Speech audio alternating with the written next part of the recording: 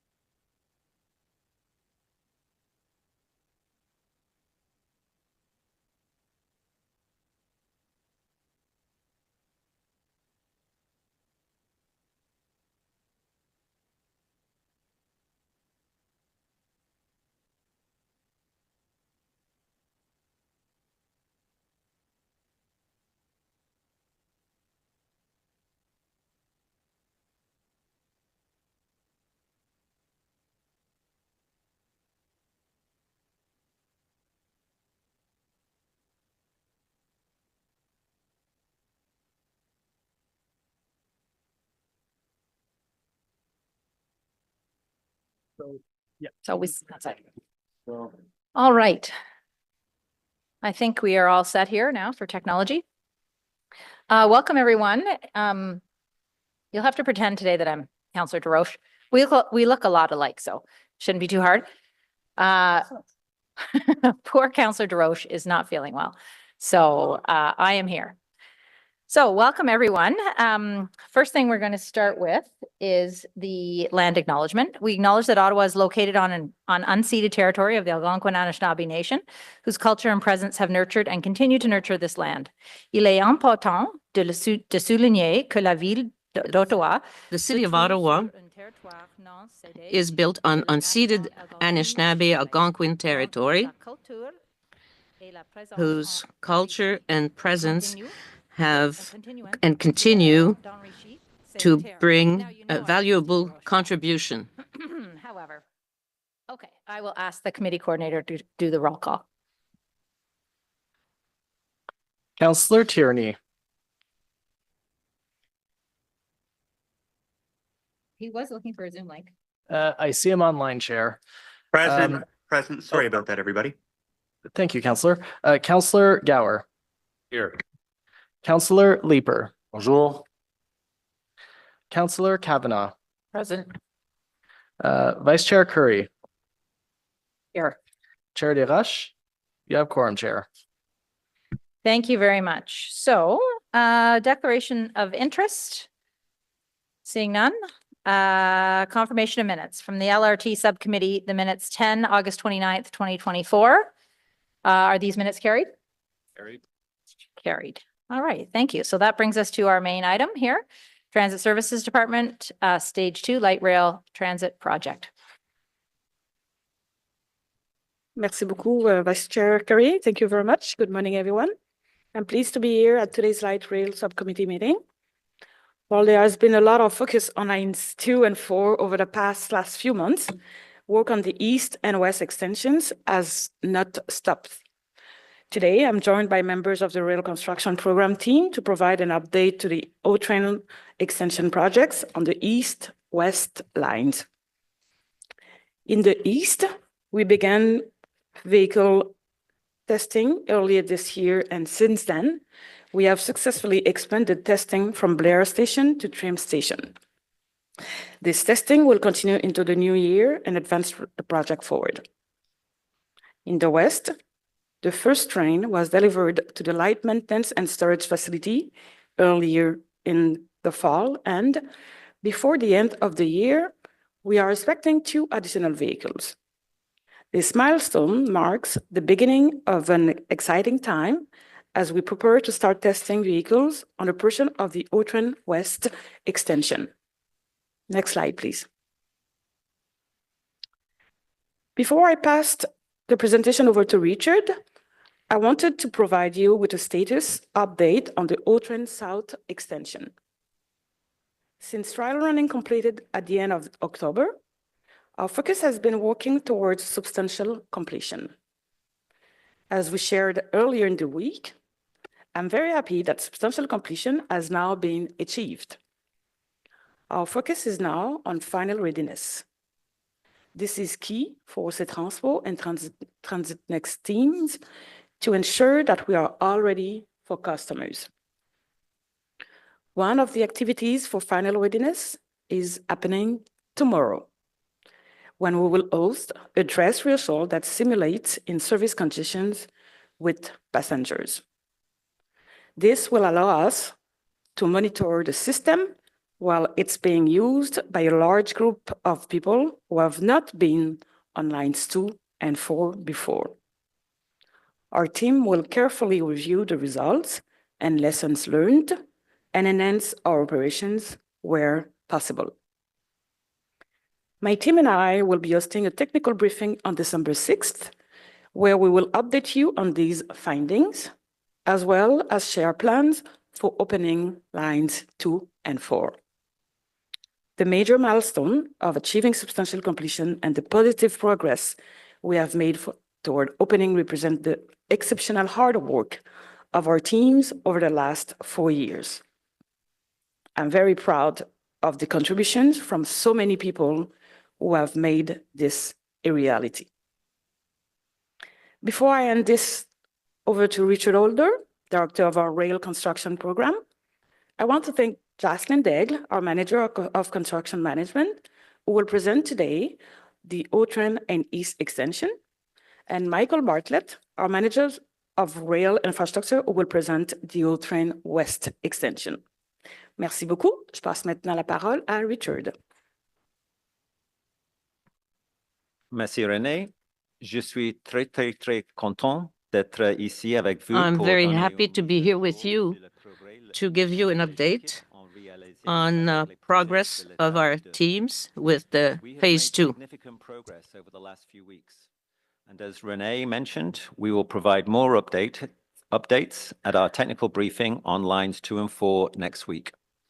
At a high level, I will cover some milestones we have reached on the O-Train South extension. We saw strong results during trial running, and Transit Next completed this on October the 27th, achieving a 99.5% 14-day rolling average, exceeding the 98.5% target.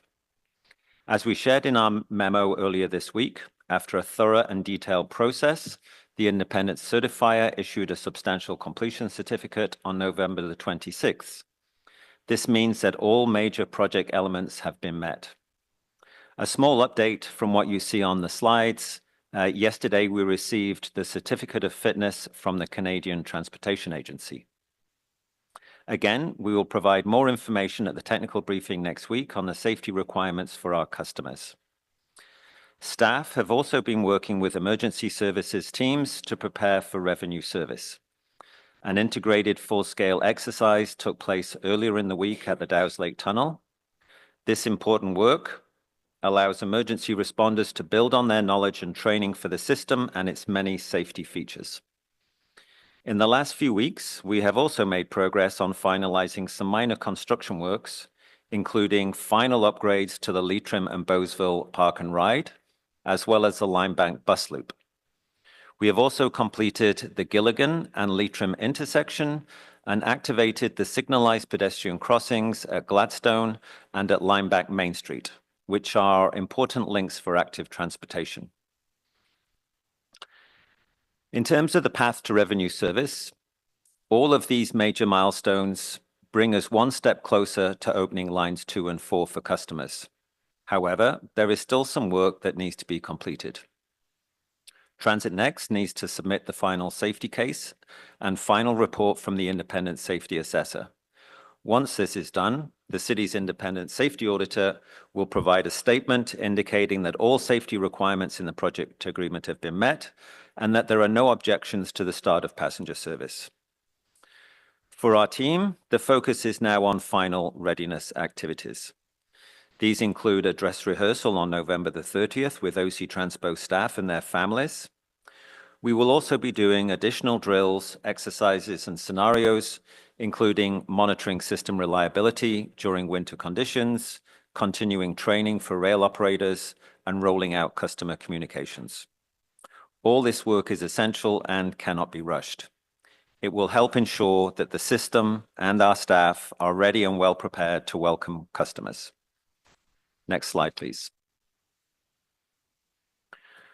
Following revenue service, Transit Next and our team will continue to work on some minor final construction activities. These include items like the work on the pedestrianized signalized crossings at multi-use pathways, switch enhancements at Gladstone to improve operations, modifications to the ringing volume of the train bells at stations, the installation of a hotbox detection system, final landscaping and tree planting, and other minor work. As Renee mentioned, we will provide more details on our progress on all these activities towards opening lines 2 and 4 at the technical briefing on December the 6th. Before I hand it over to Jocelyn Daigle, who will provide an update on the East Extension, I want to take a moment to say a huge thank you and congratulations to the team for achieving substantial completion. We would not be able to accomplish this and all the other major milestones without your hard work and commitment to the success of the project. Your long hours, attention to detail, and the collaboration between teams and working groups made it possible to get us to this point. I will now hand over to Jocelyn. Thank you. Merci René, merci Richard, surtout pour ces gentilles paroles. Thank you so much for your kind words. As for the East Extension, the work is still progressing very well. I'll start with a general overview before going through the slides. East works on the Confederation line. Construction continues to advance extremely well. I'll give a brief overview of where we are at this point in the project before we pass through the individual slides. So in the east, the guideway itself is complete. Construction is complete, so that includes underground infrastructure, track works, the overhead catenary system. At this point, guideway works are really limited to just deficiency closeout. As well, all traction power substations have been energized. We have active train testing taking place along the full alignment, so from Montreal through to Trim and back. And so in next year, we will be moving into operator training. On the systems side, the physical construction, or what we refer to as sticks and bricks, is really complete at this point. Works are now mainly focused on the systems works or the testing and commissioning. And for this reason, a lot of the current activities taking place are more or less behind closed doors. So literally in communication rooms or server rooms and less obvious from the outside. Again, within the realm of stations, we have Ottawa Fire Services who have been out on site to start our fire protection testing at various stations. TSSA testing is ongoing for the elevators and escalators across the alignment. All fare gates have been installed and the ticket vending machines are slowly being installed along the line. And now as for occupancy permits for buildings, we don't have them in hand today. They can't be obtained until all of the systems, the fire life critical systems, so sprinklers and fire alarms, for example, are fully tested, fully commissioned and integrated all the way to hand-in. So that will move into the start of next year. And after that's complete, we'll be able to get our occupancy permits in hand. So now the majority of the slides that we'll be going through will be focusing on an update on the civil works side. That's really where you can see the physical progress and appreciate the works taking place since our last subcommittee meeting together. And again, we'll do a focus on really the mobility impacts as well, because that's definitely a public-facing element that we want to touch on today. This is why the presentation on the east side will focus on the civil work and road impact. You can appreciate all the progress that were done since our last meeting. We'll start at Montreal Station and we'll move our way eastwards. So I love this photo of Montreal where we can see the station itself in the center of a major highway. Again, that station is supported on a new bridge that we built for that purpose, along with new bridges supporting the realigned 174, both eastbound and westbound directions. We also have the roadworks. So at this point for Montreal Road, we are in the final alignment. There are still some paving works that remain at the west end of sort of this picture. And so that would be final paving or top lift paving, I should say, west of the Montreal Montreal on and off westbound ramp. towards Shefford. So those will be taking place in the spring, as well. In sort of the bottom left-hand corner of the photo, we can see the pond that is currently active and is really in use on an as-needed basis. We can move on to our next slide. So now inside Montreal Station on the left-hand side, we see the platform where customers will be able to jump on and off trains once in service. On the right-hand side, it's a little bit hard to see in the photo, but deep into the photo, the fare gates are installed and being commissioned. We also have the ticket vending machines. So there are two actual machines that have been delivered to site being stored within the stations that will be installed in that white cabinet we see on the left-hand side of the photo. If we move to the next slide.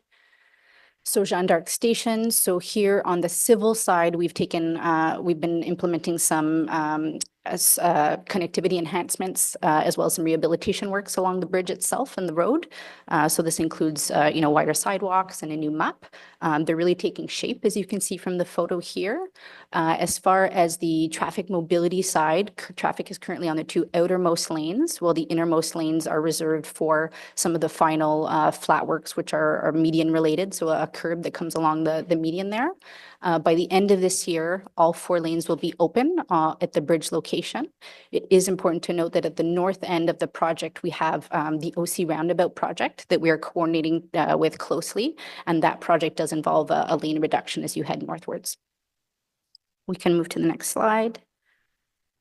And so now for Convent Glen, on the left-hand side, we can see that again, as far as civil works go, we've advanced very well. Some of the remaining sidewalks are on the northwest quadrant. The reason that they haven't been placed as of yet is that we have a hydro pole in conflict, and we're working around that. And so for this reason, civil works will continue into next year. I do want to point out as well that we want to prioritize access to Taffy Lane over the Christmas period. So by the end of today, we will have 2 northbound lanes open. Currently, there is only 1, along with 1 southbound lane, and that will be in place. Those lanes will be open through December, and then works will resume early next year. And now if we move, sorry, on the right-hand side of the photo, I should have mentioned, if we can go back quickly. We have just a nice view of the station where it's really taking shape. We have the elevator shroud on the left, on the right where it's sort of the white paneling. That's where our ticket vending machines will be installed. And again, the fare gates are already installed as you advance through the entranceway. So next slide, please. So first, Place d'Orléans Station, here again, sort of the station's work is really focused around the system, the testing, commissioning, installing devices, including cameras, passenger information display systems, that type of device. On the sort of outset, I just did want to highlight how complex the station is. So on the left-hand side, we can see the left-hand photo rather on the bottom, that is the South Station.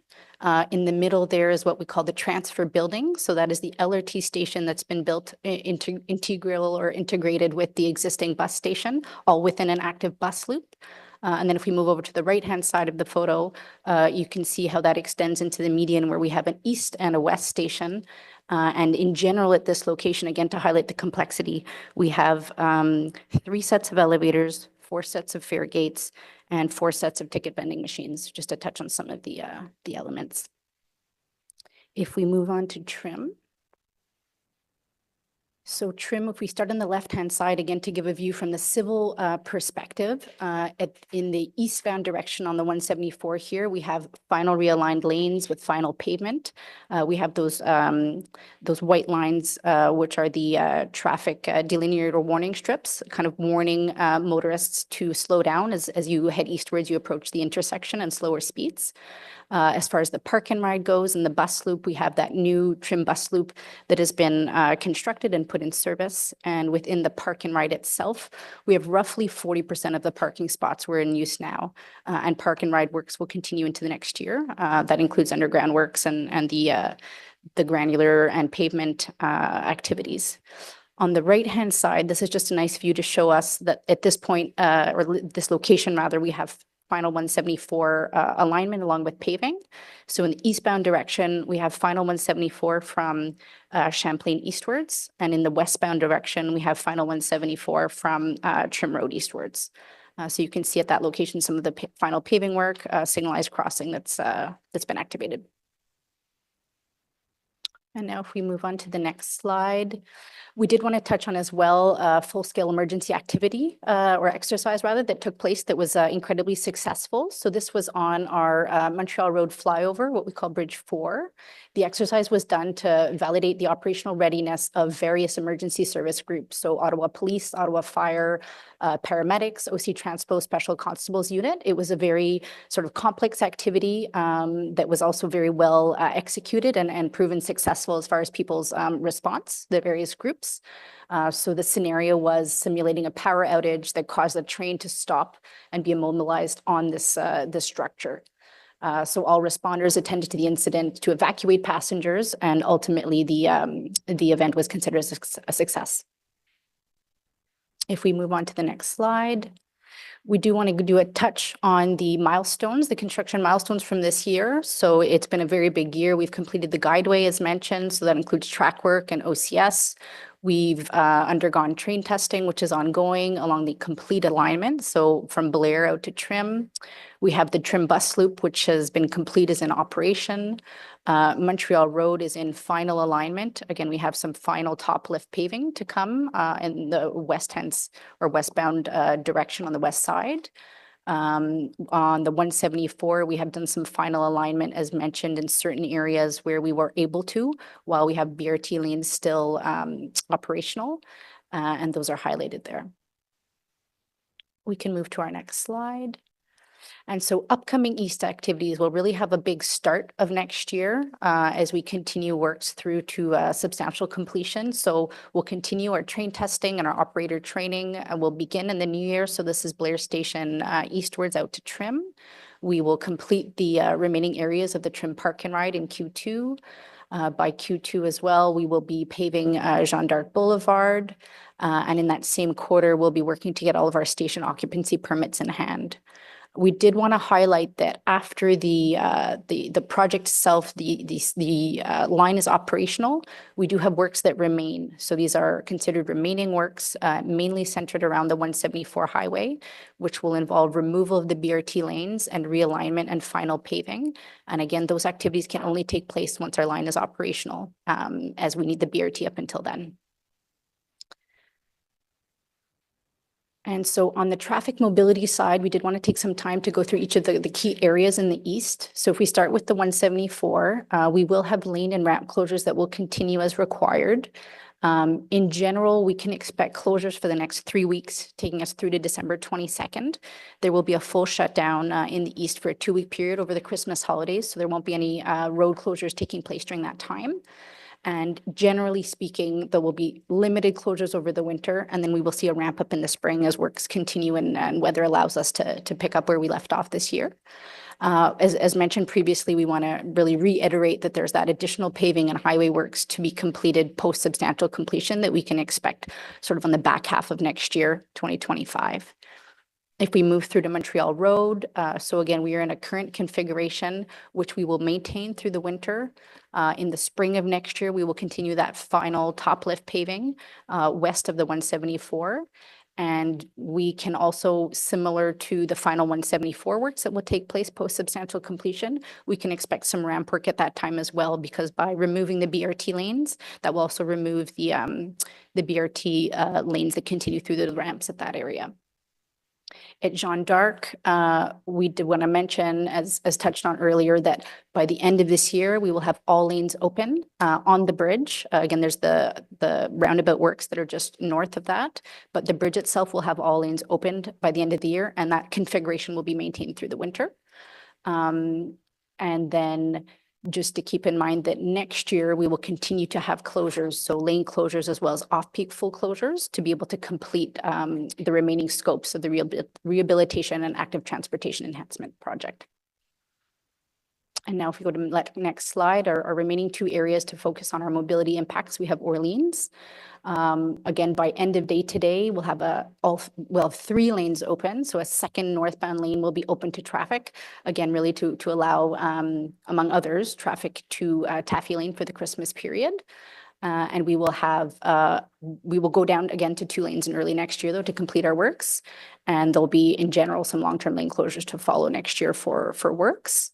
Champlain Street, we currently have a long-term closure in the southbound direction, which allows us to get our station works completed. This will be maintained over the winter. We do want to highlight as well that next year we can expect some works at the intersection of Champlain and Place d'Orleans, as there'll be some works taking place around there in the spring. So just a general note that mobility impacts will stabilize over the winter, and then we can just expect a ramp up in the spring when weather allows us to really continue with our civil works on the project. There will be an update to the overall project schedule in early 2025 in a follow-up session. So thank you. I will pass you to my colleague, Michael Bartlett, who will go through the update in the West Confederation line. Thanks, Jocelyn. I'm pleased to be here today to give you guys the update on the Western Extension as part of the Confederation line. So we'll just jump into our first slide here. So heading west as part of stage 2, our first station is Westboro Station. It's an existing bus facility that we're converting down in the trench, the guideway to the LRT. I want to direct your attention to the large crane that we have here as part of this. So what we've done here is we've currently flown in some precast panels as part of the concourse over the guideway. The contractor elected to go this way to in turn prevent the use of formwork, time saving, as well as allow the equipment and operations to continue through of building out the guideway underneath. So we didn't have those blockages as part of this. So they did that, which helped us, especially since Westboro is the last station to kind of get up and going as part of the program. On to the next slide, please. So a little bit more as we get into the station itself, you can see the formwork for the staircases have been formulated. We have steel in there. The pours are going to go as part of that for the concrete. We've started to erect the steel on the left-hand side. You can see which faces Scott Street. This will be our entrance housing, which will have our ticket vending machines, our fare gates, etc. So we'll continue working on erecting the steel and following that guideway work underneath. Next slide, please. So continuing west, we move on to Kitchissippi Station. The steel and concrete for the station has all been completed at this time. Right now, we're working on the finalization details for the roofing of the structure, the interior ceiling of the concourse level. We're also working on some outside cladding on the southern emergency buildings. You can see there's a little bit of yellow there. We're just putting the cladding on those. Working on some glazing and finalizing some of the electrical and mechanical works at this station. Once those works have been done for the electrical and mechanical, then we'll start some of the testing and commissioning as part of this station. Next slide, please. I want to give you a quick update here related to the cut and cover progress of our tunnel, the Parkway Tunnel itself. So back in August, we finished the last pour that was down by Lincoln Field Station. We've since backfilled the entire tunnel as a whole. We're starting to do the interior outfitting of the tunnel as we speak. That includes the concrete plinths, the pulling of the rails. You can kind of see some of that work at the portal there. We've also now started the work on the dry fire line system, and we're continuing with some of the system works in the tunnel itself. Just want to direct your attention to the left-hand side there, Kitchissippi McCann Parkway. Currently in the temporary configuration. In 2025, we're going to look to move that into the ultimate configuration. So there'll be a lot of work there to move that back over in place. Next slide, please. So continuing with our update on the tunnel, as you can see, the tunnel in the area between New Orchard and Sherbourne Station.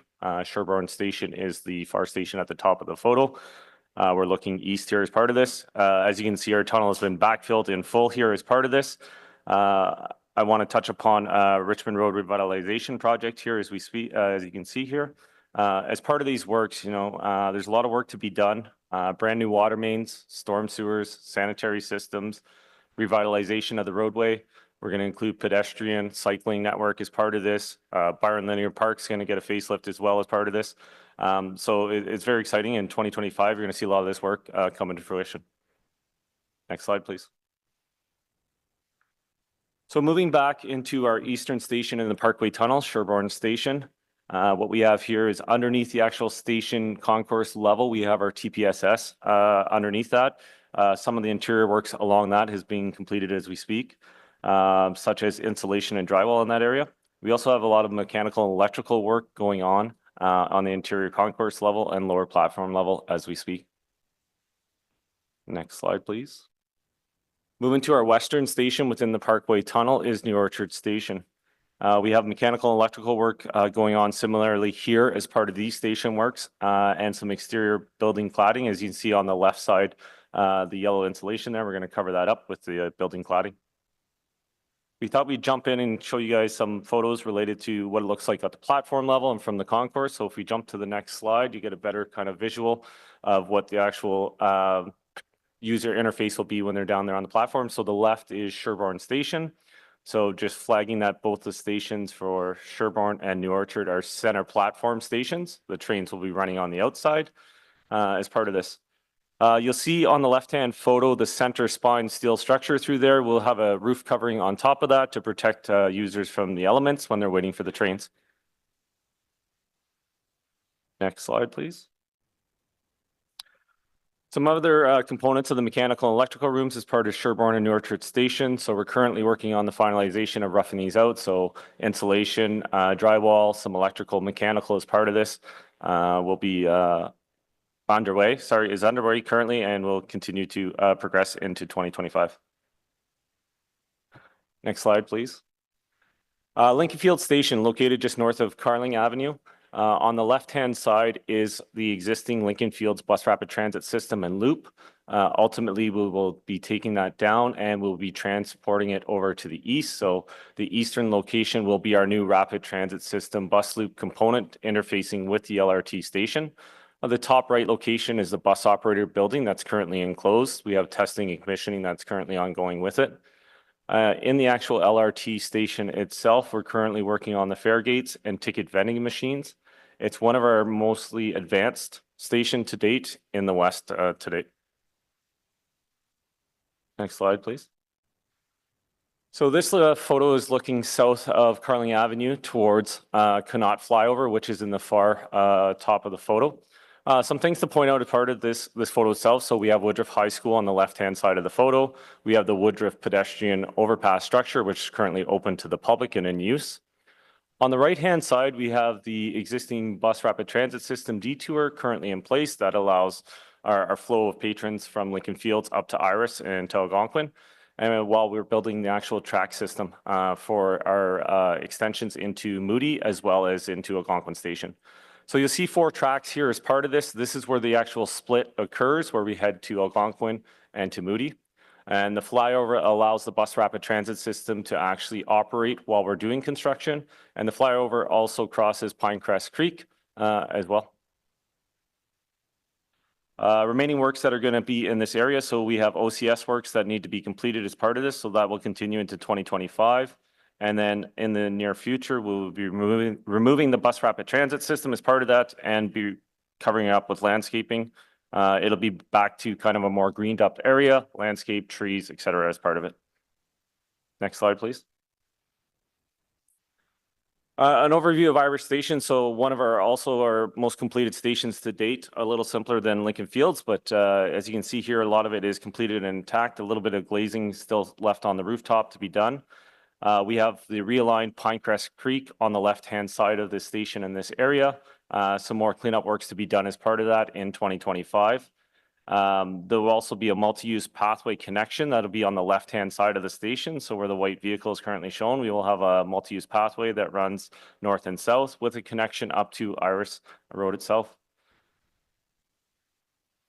Jumping into Iris Station itself on the next slide, you'll see a platform view. So we have the edge platform that's been completed. That's the yellow component on the platform. We're also working on the testing and commissioning within the background of these stations. And in early 2025, we'll look to pull the OCS right through the station itself, as well as put up the intertrack guideway barrier, which will deter users from crossing from one platform to the other on the guideway itself. Next slide, please.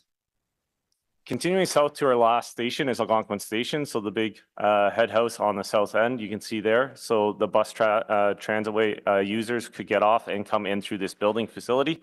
You have 2 options as part of it. You can drop down into the actual LRT station itself, or you can come up and connect through the actual new pedestrian overpass structure, which connects into the Algonquin Station itself.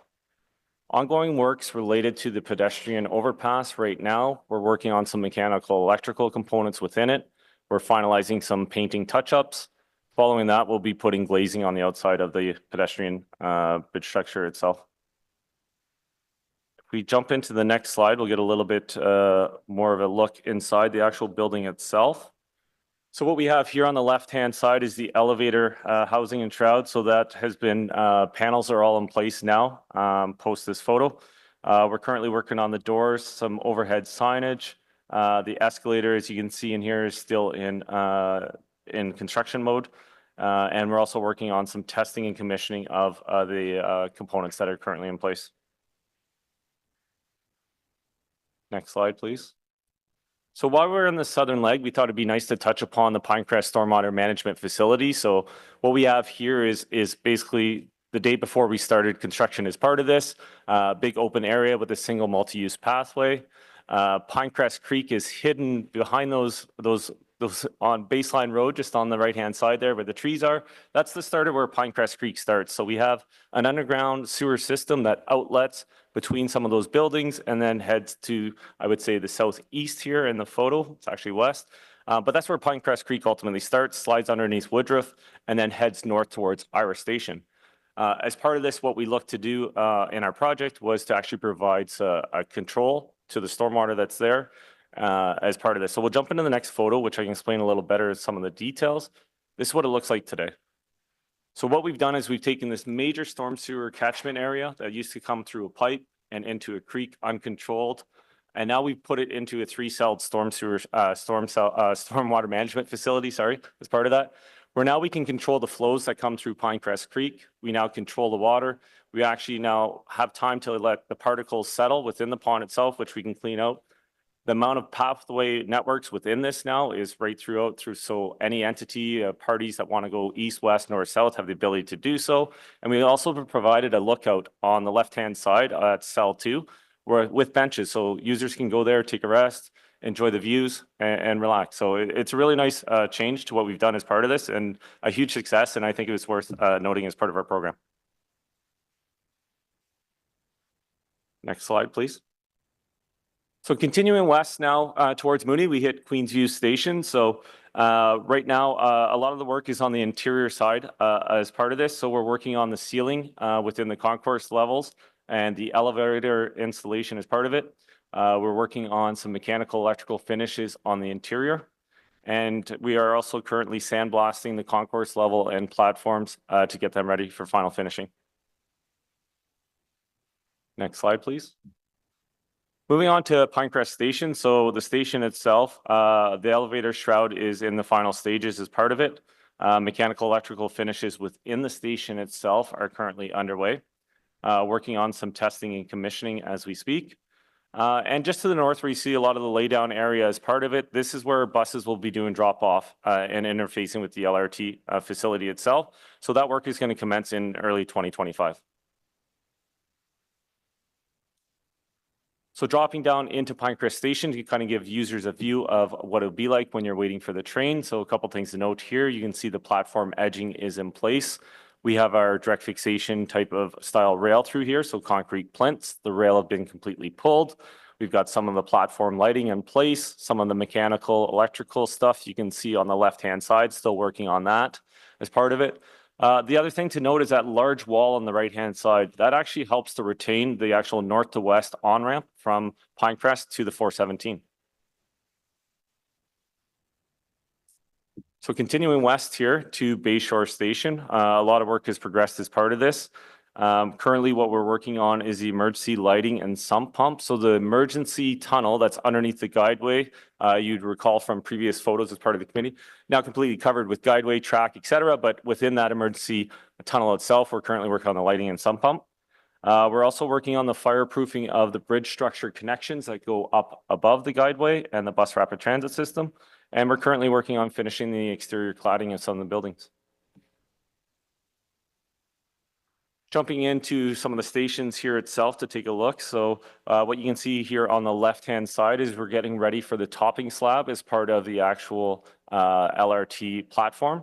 And on the right-hand side is the interior building where your bus rapid transit exchange would happen. So you have an option here to come up you can actually head south and head to the LRT building itself, or you can head up and you can head over to Bayshore Shopping Center as part of it. Works that are commencing as part of this right now, we're working on the drywall, finishing of the wall work on this, and then we'll move into the ceiling facade. Next slide, please. So moving to our last station in the west, Moody Station. As you can see here, the rail has been pulled through this station itself. OCS is to come next. Here we'll also have an intertrack barrier as well, similar to Iris, to deter patrons from jumping across on the guideway from one platform to the other. We have some water main works that are currently underway, which will cause some impacts to Corkstown. We'll talk about that during the traffic impacts. And on the left-hand side is where our bus facility ultimately will reside. So we'll be starting that in early 2025, and that will also have a passenger pickup drop-off location. Jumping into Moody Station itself, you can see it's pretty advanced. As part of it, a lot of the finishes are in place. We have room finishes that are completed. Our elevator is installed, the shroud around it, some minor cleanup with electrical work as part of it. Our platform cladding and platform topping slab, is completed. Next works that are going to be there's some minor electrical and mechanical works. And once that is completed, we'll continue on with some of the testing and commissioning of the actual station facility itself. Heading to the light maintenance and storage facility, the LMSF, you can see all the track is pulled to date. All the OCS is in place and energized. And we're looking to obviously start some testing here in the near future. As part of the next slide, so we announced in September that we had our first LRV delivery to the LMSF. So that's great because we've now assembled it and we can start testing soon as part of it.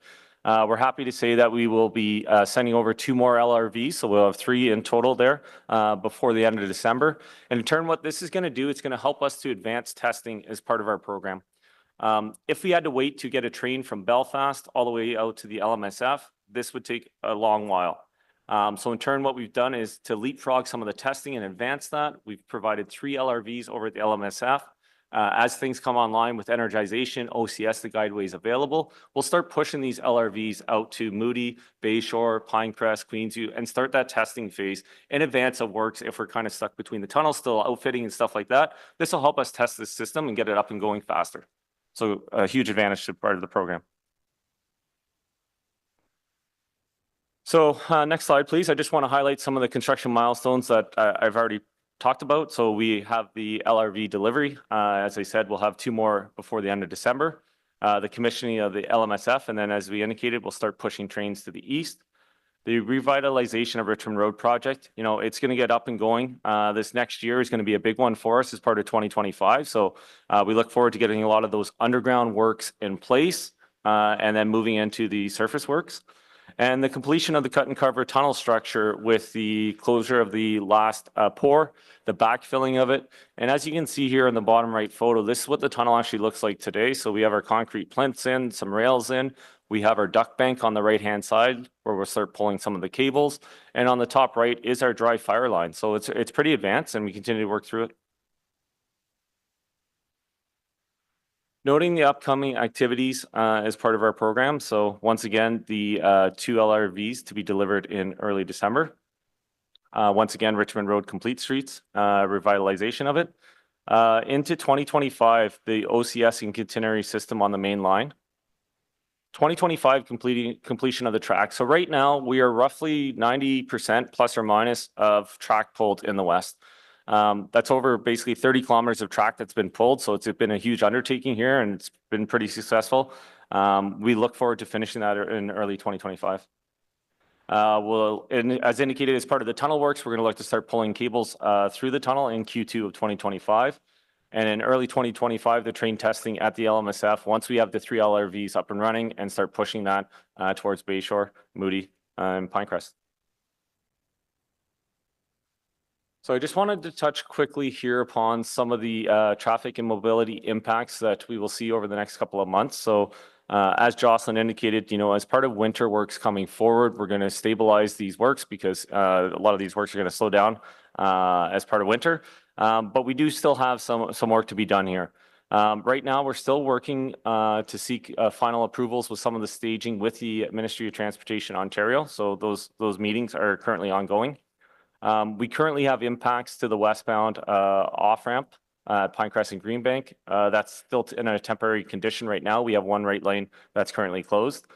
The westbound on-ramp from Greenbank northbound, so we have to build the north to west on-ramp. So that large wall I talked about at Pinecrest Station, that actual ramp structure isn't fully built to the width it needs to be, so we still have to expand that. So in turn, we're going to need to do a temporary closure, in 2025 to do so. So we'll close that down, we'll widen that out to the appropriate width, and that'll be the impact associated with that note.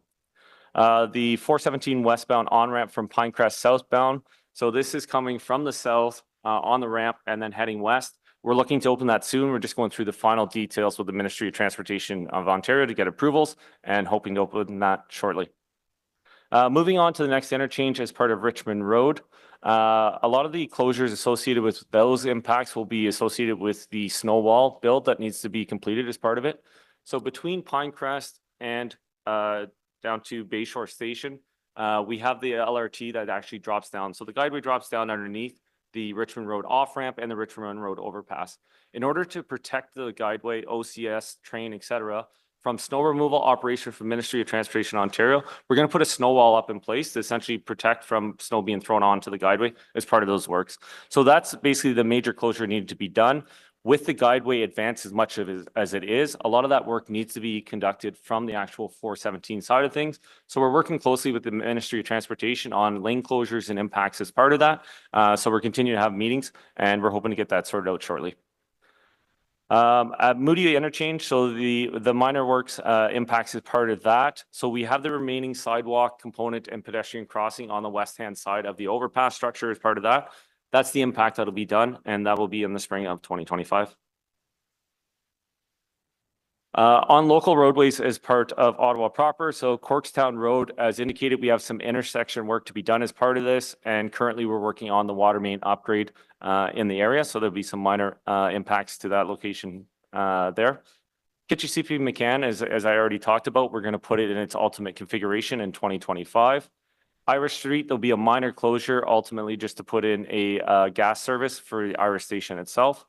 And on Richmond Road, as indicated, we have impacts that'll be to users as part of it to get a lot of those underground works, the new stormwater, sanitary and water main as part of that upgrades.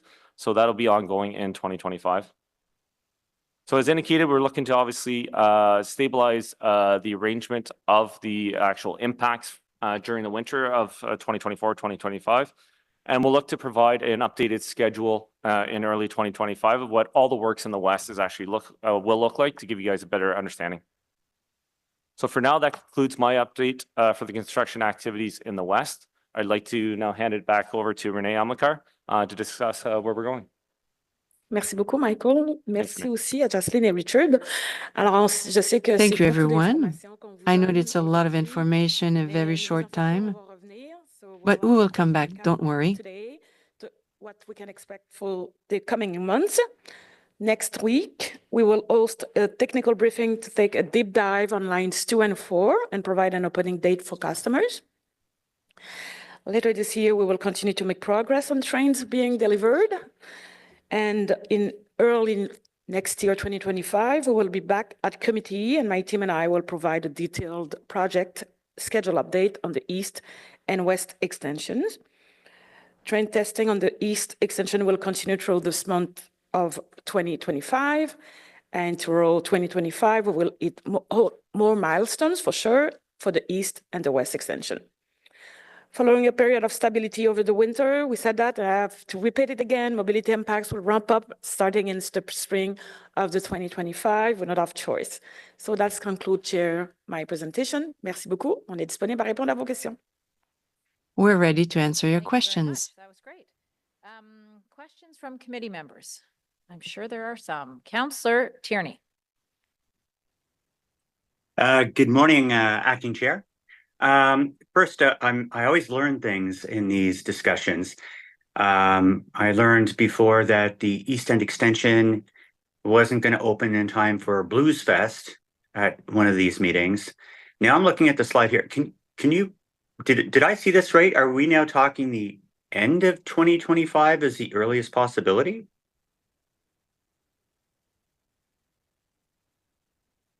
Thank you for the question. We do not want to provide a specific date that we are targeting, but we are looking at the middle of summer. So we're looking at a period between June, July, and August as the timing for the opening of the East Extension. So I don't believe that the slide deck indicated the end of 2025. I think it was a little earlier than that. Yeah, it is slippage though. So I think it would behoove your organization to at least inform the East End councillors, because we've been trying to create buzz around some of the things. For example, Route 24. Again, kudos to OC for coming out to one of my community events, and thank you, Renee and the Owl and everybody else. But a lot of people are wondering when Route 24, which is contingent on the East End extension, is opening, and we've been saying, pretty much spring, summer now, as part of the, a year and a half later than what was originally anticipated. Now it's looking more towards the end of 2025. I think we need to have updates at minimum with the representatives from the East End, so they're aware of this. Would that not be fair? Even if you're not guaranteeing, I know we've heard this time and again. You don't want to guarantee. I get it. Nobody wants to put their butt in the line, but there's a lot of things contingent on it. Thanks, Chair. I think it's fair to say for now, let's say Q3, Q4, and when we will come back at the beginning of next year, we will have a better view on things. And as my colleague just said, we will not provide a firm date because we don't know, right? And we don't want to rush anything. And we have been consequent with the Trail Line. It will be the same thing with the East. It will be the same thing with the West. But we'll keep you posted for sure. And for now, it's Q3, Q4, and we will continue to keep you posted. Okay. So that's great. So that's fall winter 2025. What happens with Route 25 then? Because so we have the garbage bag signs throughout the community. We did a great job. My office put together a video that Councillor Dudas enjoys as well, because it helps explain visually how that route is going to really help out the community from our bus system that currently has a lot of issues. We're excited about that. Does that mean that is contingent as well on Route 24 updating now? You can see where I mean. There's a direct linkage here. If we keep delaying the East End line, what's going to happen with our spoken HUD systems and all the signs that are covered for our new ways to bus? Chair, if we can come back, I'm not sure if Pat is on the line today, but we can come back to you, Councillor, at the end of the day for sure with an answer. Yeah, I think that's very, very important. Chair, just a couple quick other questions. I did put an inquiry in. I'm hearing about all these more road closures. We were kind of given the impression that a bulk of the major ones, especially at Montreal Road Station, are done. I just need to hear again that there's 4 lanes currently under the Montreal Road Bridge. There could be lane restrictions, but there will always be east-west movement under that bridge, as we talked about. And it will just be certain lanes that could close, but there will always be those lanes open during rush hour traffic. Thank you, Chair, for the question. So we can absolutely commit that those lanes will be maintained through the winter, right? So the current lanes that are open will remain in place through the winter. In the spring, we have the top lift paving to do west side of the 174 on Montreal Road. What will determine the closures required is the exact limits of that work. And so what we can do is similarly in the start of next year, confirm what exactly the impacts would be. And then again, we want to remind that once we're in service and we're removing BRT lanes, that there will be impacts to the ramps, right? Because the ramps at Montreal have dedicated BRT lanes. And so there will be some adjustments to the ramps, and that will have to be at the later part of next year because that work can't take place until the line is in service. Oh, so that's way out. So it could be like 2026 by the time that up. Okay. I had an inquiry. Counselor? Renee has a comment as well. Oh, sorry, I can't see. Yeah, absolutely. I know you can't. Thank you very much. I just wanted to let you know that Pat is here, so he will provide you an answer to this. Thank you very much. Thanks, Chair. Good morning, Mr. Tim. Who chair is? Well, I know it's Councillor Tierney. Two questions that Councillor Tierney asked. Route 24, the new bus route, the new configuration of Route 24 will come into effect in April, as we previously discussed. And we also have a meeting coming up in the next few days with Councillor Tierney and Councillor Dudas to make a proposal on how we would deal with an issue of concern to Councillor Dudas for more direct service from Blackburn Hamlet to the train connection until the train extension opens. But in Councillor Tierney's ward, the two-way service, the reconfigured service in Route 24 would begin in April with the connection to Blair Station, and then when the train extension opens, we also get the connection at Montreal Station. Right. Councillor Tierney also asked about Route 25, where the new configuration will be introduced in April 2025. Great. Thanks, Chair. Don't worry, I'm watching my timer here. I still got a minute and 40 seconds. That being said, thank you, Pat. I appreciate that. I had an inquiry in about the number of closures in the east end of the city. Do you have the response to that handy? It was quite dramatic how many closures we've had in the east end over the last couple of years. Thank you for the question, Chair. And so we are working on that motion. There's sort of two parts to that motion. There's the traffic closures piece, and there's also a question on the number of claims. So our group is working with the legal department, and we'll be able to provide sort of the complete response in next year. Right. And if memory serves, the closures were, north of 300, 400, maybe close to it. Like, it was a tremendous number. We were all kind of shocked in our pre-discussions about it. So I look forward to that. Does that not seem a little high? Can't a lot of this work be bundled a little bit better? We're at the end of the road, but it really is frustrating for Councillor Dudas. I'm sure she'll have a couple of choice words as well, but it's just more concerning because I've seen a lot of damage, rim damage, a lot of accidents, and quite the large number of closures. So I hope to get that information back pretty soon. It should be pretty easy to get. It's been a while now, I think. And so just to follow up on the question on, for sure, there has been a high number of closures, of traffic closures in the east. I do think we have to keep in mind that we have stations that sit in the middle of a highway. And so that inevitably means there needs to be traffic impacts. And we're also realigning a complete realignment of an existing highway. So that as well can't be done, unfortunately, without traffic impacts.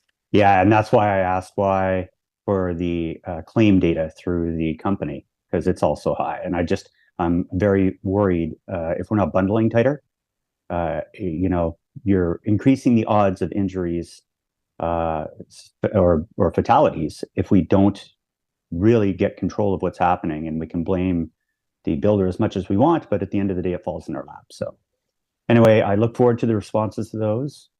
Shocked again about the timing, and thank you for the update today. Cheers. Thank you. Councillor Kavanagh. Thank you, Chair, and thank you to the whole team. Lots of information there. And I also want to give special thanks to the Stage 2 team that I work with, that are on the ground, that are helping our office daily. And right now, I have to tell you, it's chaotic. We had an open house this week, and thank you to the team. They prepared a presentation, and it was very timely. The impact of Stage 2 in the West is enormous. It's absolutely enormous. It's jarring, and it's changing side streets into arterial roads in overnight, and with very little warning. This has been huge. The Wood Park community is suffering a great deal. They're also suffering because they're getting news about new developments coming as well. The impact is all over the place, but we need consideration to these communities. the safety is the top concern. I know the staff are trying to do their best at the ground level. The latest asked is to get a speed board on Byron. It's needed. When a quiet side street that, you know, we used to close off for hockey games kind of street is now an arterial road, and people are speeding down it. It's pretty frightening, and it needs extra attention. This happened almost overnight. Even though it's been in the plans, it's hard to believe what happens until you see it. And I have to relay the concern, and people are pretty much freaking out. So no matter how much you tell them, it's going to be for another year. So I have to pass that on. You know, unlike the east and the south, this is in people's backyards. This is a very impactful, which will be great when it's finished, because it'll be the most convenient part of the stage 2. It's in communities, but right now the construction is impacting them a lot, and I can't emphasize enough the safety concerns. Can we do more on Richmond, for the Richmond Road complete streets, to help out for pedestrian safety? There's so much confusion. Drivers, you know, they go into automatic and they're not paying attention. They go down sometimes the wrong way down a street. We've had numerous reports of that. So people are, residents, particularly older adults, are very, very concerned. I also have to speak out on behalf of the small businesses at 911 Richmond Road who have suffered a great deal and may lose their business due to the impact of the complete street. They didn't feel they got enough notice ahead of time, and they have been, you know, they're quite scared. It's cutting them off, despite some of the help. But is there anything more we can do for these businesses? Thank you, Councillor, for the question. And, you know, we want to convey our gratitude to your office for the opportunity to use some of these forums to reach out to residents in a very direct way, in a very personal way, so that we can, as much as possible, share information in a timely way and open up two-way dialogue. Just in terms of what we can do with the businesses, this is under discussion, you know, on a regular basis within our office and also with the East-West constructors.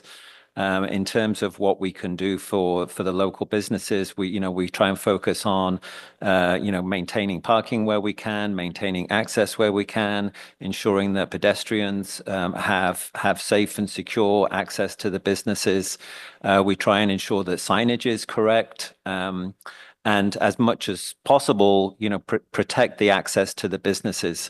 And we will continue to have the dialogue, and if there's things that we need to improve upon, then we're here to listen to ideas about recommendations and better ways of providing that access and providing information. But we're happy to work with your office and with the people who are on the ground as much as we can. I appreciate it. It's been a tough one. We literally have people crying, and it's just scaring them. And it's very hard to give dates. I think just describing when the Richmond Road component of the complete street will be done. When the presentation was given, they talked about it all being over by 2027. Well, that just that's not exactly what they're worried about. It's the Richmond Road component. And I understand, I just want to make sure that that's the goal, is to finish it by the end of next year, 2025.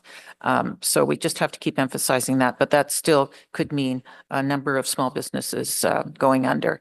There's a lot of pressure right now. Small businesses suffer not just from the stage 2, but also, well, it's kind of the domino effect, because there's probably pressure that there'll be developers coming and there'll be buildings being built, and it's going to be changed neighborhood. So lots have changed, and the residents are passing on their concerns. They're supporting the small business. I'm asking all of us to support those small businesses, because it's unlike other projects that we've had in the city. we know about the Elgin Street, about the Rideau Streets, the Montreal roads. This was very little notice for a project of this scale because of the turnaround, because of the decision to bring it forward. I mean, it's a good thing to bring it forward in terms of having it done before the stage 2 LRT completion, but that was the impact, and they are the collateral. So I just want to make sure that we get that and know the effects that it has on communities. I'm trying to be Pollyanna to everybody, this is going to be great. I can't wait for Trillium to be open. But so we need some positive signs, but 5 years of construction has been hard on communities. So I have to pass that on. So, and again, I appreciate the team. We'll probably do another open house later because I think it's really important for people to come out in person and just talk one-on-one. Thank you. Thank you, Councillor Kavanaugh. Councillor Gower. Thanks. Thank you for the update. Just asked. She's got a parent teacher. Councillor Dudas, you would like to go ahead of Councillor Gower? These two amazing gentlemen, colleagues of mine, wouldn't mind me just providing a quick comment. I have to do a parent teacher interview in about 5 minutes. So is that okay? Well, even if Councillor Gower said no, I would still let you. It's a parent teacher interview. Thanks, guys. Thank you so much. I just want to jump in, and actually this is a perfect segue coming after Councillor Kavanaugh, because to Councillor Kavanaugh's point, this construction, while it will bring immense benefits with the LRT and its extension, has had, I would love to say, destructive impacts on residential communities. Convent Glen, Orleans Wood is in the East End, and while I completely understand what Councillor Kavanaugh said about residential impacts, these two communities are also undergoing this extreme amount of construction. And just when they thought that, the stations were the only impact they're going to have, we get a roundabout dropped in our lap at the 11th hour that has also impacted not only the motorists, but the schools, and had major impacts. I don't really have a question. What I have is I'm going to implore OC Transpo and all of the construction crews to be as understanding and as accommodating to our communities as possible. This is so impactful for our quality of life in the East End, and particularly Convent Glen, Orleans Wood. And the way that it's not just driving around, it's literally how you walk. It's, slipping on gravel. It's trying to bike to where you're trying to go. It's taking transit to get there. The detours are immense. The closures of the 174 last weekend, there was minor lane closures. And then it ended up being a huge pileup in the East End on a Saturday morning when there shouldn't have been any traffic at all. And all of that then flows into residential communities. Grey Nuns, Fortune Drive, Vineyard, Voyager, all of these streets are now having massive amounts of traffic flow on what are quiet residential streets. So I understand, and Councillor Tierley mentioned this, we are going to continue to have these conversations with you guys, but at the end of the day, anything that can be done to limit the impact of this construction on my community, on the West End communities, on the South End communities, this is just such a massive amount of construction for such a long duration. And now we're understanding too that it's not going to end when the stations open and the extension opens. It's going to end after that. So we're going to have a lot of compromise and collaboration between OC Transpo, the construction crews, and my community, and Councillor Tierney's and Lulof's and Kavanaugh's and the entirety of the councillors that represent these impacted wards, because this is just a lot. So I leave that there. Thank you, gentlemen, for allowing me to jump the queue. Thank you, Chair Curry, for allowing me to do that. I just had to share the duress that my community's been going through with staff. All right. Thank you. Good luck with that interview. Councillor Gower. Thanks. Okay. Just wanted to ask if there were any additional details you can provide about the Kitchissippi-Mecan.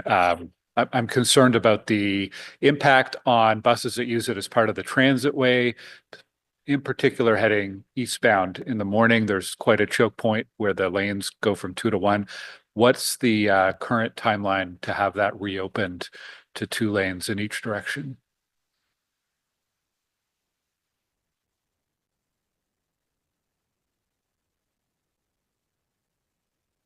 Thank you, Chair, for the question. Can we provide a sort of a fulsome response by early next week? And the question is over what look ahead, just generally speaking, or is there a certain area or time period? Yeah, question? I guess, yeah. What's the timeline for reopening to 2 lanes from the current one? Yeah. Perfect. Understood. We'll take that back. We'll get back to you shortly. Okay, thank you. Thank you. Councillor Leeper. Thank you very much, Chair. I've got, I think, just 2 questions. The first is with respect to Westboro Station and the fact that we don't have rail going through it. That's obviously going to be one of the key barriers to getting trains going from end to end. When do you expect rail and catenary to be in Westboro Station? Thank you for the question.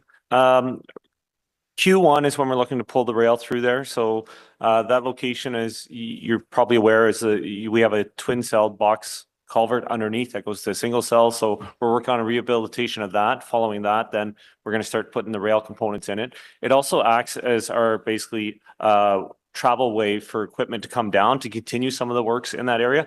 But ultimately, to answer your question, Q1, we're looking to pull that rail through in Westboro Station. That's the last component of rail to be installed. Okay. No, Can I just provide some supplementary information to that? So in terms of the connectivity between the west end and the east end, so that there's a number of pieces. We need the track, which is important. We need the OCS. And so we're looking at the summer of next year before we're able to run a train from the east end all the way through Westboro Station and out to the west. So, to repeat the comments earlier on about the importance of the vehicles that we've moved out to the west end, to the LMSF, those 3 vehicles will, continue to assist with the testing and commissioning of the track, of the OCS, of the train control system, heading east towards Westboro Station. Sorry, you're going to say? So just the connectivity piece is the summer of next year. Okay. So by the time those vehicles that are currently at the LMSF are ready to start getting all the way through to Kitchissippi, Westboro should be able to accommodate them as well all the way through Tunney's pasture. That's correct. Okay. We're obviously excited to see some trains moving back and forth there. And then the second one, I revisited the inquiry action plan. You addressed a bit of lines 2 and 4 this morning. So I just wanted to raise one of the inquiry action plan and find out how we're doing on that. The recommendation number 71. Let me make sure I've got the, yep. Recommendation number 71, on a new system or where the maintainers are new to the system, the public entity must allow for a learning curve and avoid putting undue pressure on the maintainers by, for example, generating unnecessary or overly voluminous work orders for the purposes of quote unquote testing the system. To which OC Transpo has said, or I guess the city has said, transit services will work with RTG and TNext as substantial completion approaches on the 3 stage 2 extensions to ensure there is a clear understanding between all parties as to which items will be managed under the minors deficiencies list in progress and which will be managed as work orders following substantial completion. I just wanted to make sure I understood exactly what substantial completion means. Does that mean there are no minor deficiencies remaining? And I don't want to steal too much thunder from our next meeting, obviously, but Okay, thank you for the questions. So in terms of substantial completion, what we are saying effectively is that the system is ready for the use and enjoyment of the owner, for the OC Transpo. There are minor deficiencies, and that is allowed for in the contract, but those minor deficiencies do not distract from the use and enjoyment of the facility. So in terms of the question of how we addressed that recommendation from the public inquiry, we have just achieved substantial completion on the Trillium line, and there has been a clear switch in the way that the teams are handling ongoing work. So before substantial completion, the Transit Next had jurisdiction over the line. And they had control over the way that work was undertaken within the line, the deficiencies that were remaining at the station and within the guideway. Now that we have switched and we've gone past substantial completion, the jurisdiction is with OC Transpo. So it's now OC Transpo that's running the Transit Operations Control Center. We work very closely. We've initiated the daily meetings with the maintenance team, and there is a maintenance planning exercise that happens on a daily basis with a 3-week look ahead. And any work that is required by any of the contractors or subcontractors, that now goes through that system. And it's a different way of managing the work. The work is received by transit maintenance that is responsible for the work that is taking place within the line.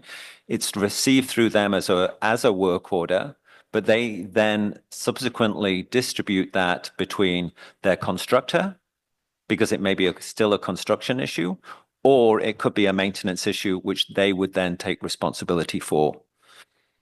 So the concern that was expressed at the public inquiry was in relation to the period during trial running and shortly after trial running, when RTG was inundated with many work orders, and the system struggled in terms of the system itself, the software itself, but also the ability of the staff within that group to stay on top of all those work orders. We're not in that situation now with Transit Next. We feel like that was a big sore point, obviously, with our partners moving. J'aimerais rajouter un point qui est important ici aussi. I'd like to add an important point. It's the cooperation here. Cooperation between Transit Next and OC is superb, and that helps a lot. We're not in a situation where there are frictions or it's not my fault, it's your fault. We're really now completely cooperating. And so far, we saw that it gave us excellent results, be it the works, the trial running, the substantial completion.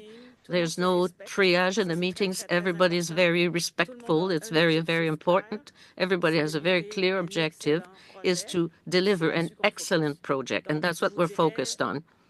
So I'd say you can sleep tight, because the key here, everybody knows what they have to do. And the key is to work together. And that's exactly what we're doing. Thank you. And you answered my question, really. Je suis intéressé s'il y a une friction encore entre les partenaires. I wanted to know if there was still some friction between the partners. It doesn't appear to. So it's excellent indeed. And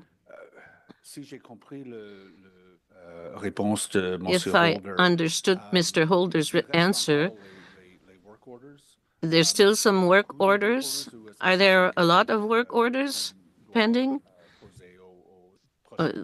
Should we wait till the next meeting to ask these questions?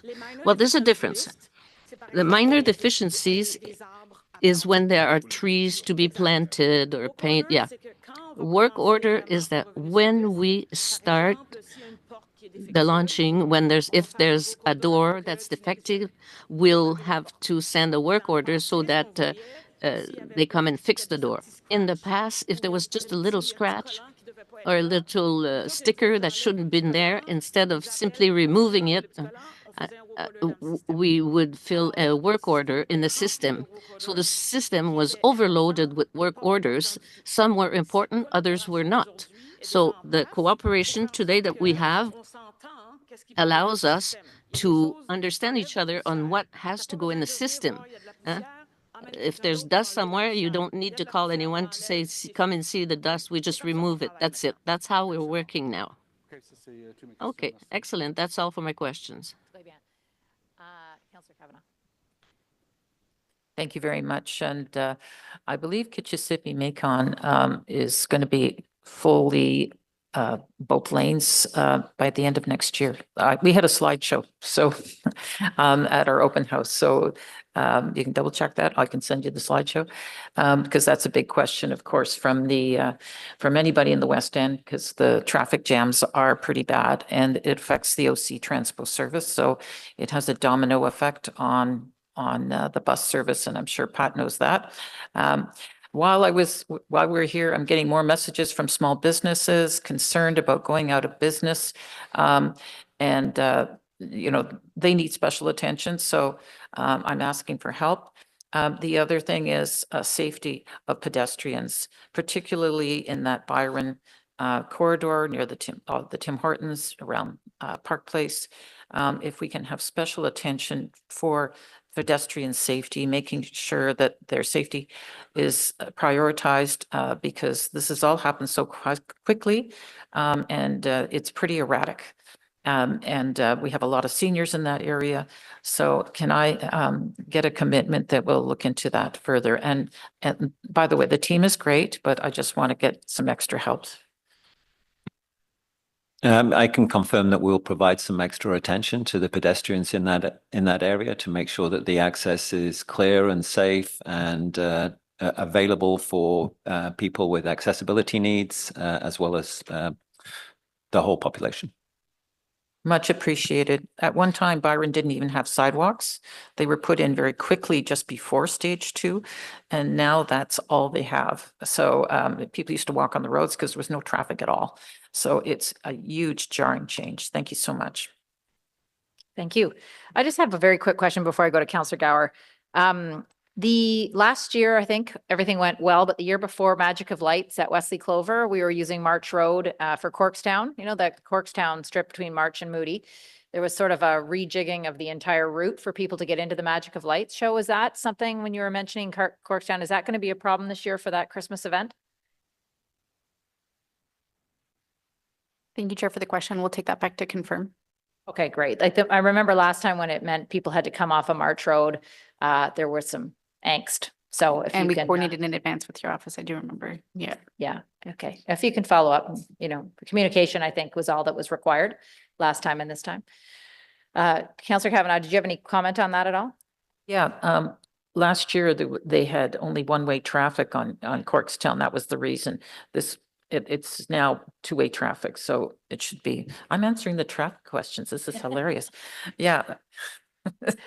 Yeah, that's great. When I heard your update on Corkstown, I thought, oh, I wonder if that's going to affect anybody right now, but maybe it won't be till January when it's all over. All right, Councillor Gower. Thank you.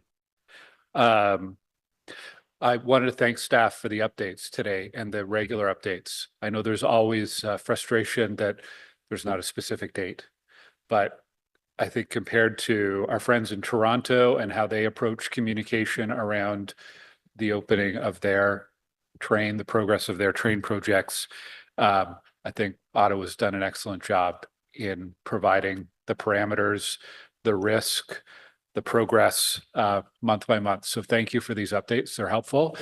And the other one is I totally understand where my colleagues are coming from on construction impact. And I think it's important that we look at every way possible to mitigate construction impacts and communicate and make sure everyone's safe. But I also think it's important to always think of the big picture, that what your team is working on is the most transformational project our city has ever had. It is going to move millions of people over the coming decades. It's transforming how our city gets around the city. It's providing more opportunities for housing. What you're doing is incredibly important. We're in a little bit of very short-term pain for something that's going to absolutely transform our city. So thank you for everything your team is doing. Thanks, Chair.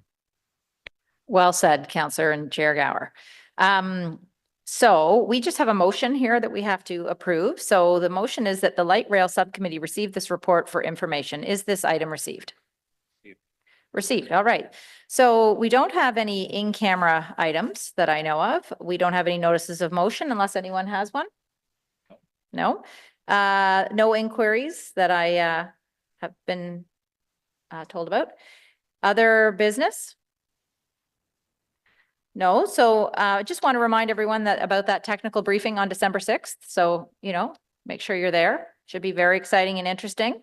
And then our next meeting will be determined after midterm governance, determining what will happen with this committee, how often it will meet, if it's still in existence. So there isn't an exact date, but we will stay tuned on that. And we are adjourned. Thank you, everyone. Have a great weekend. Thank you. Sure.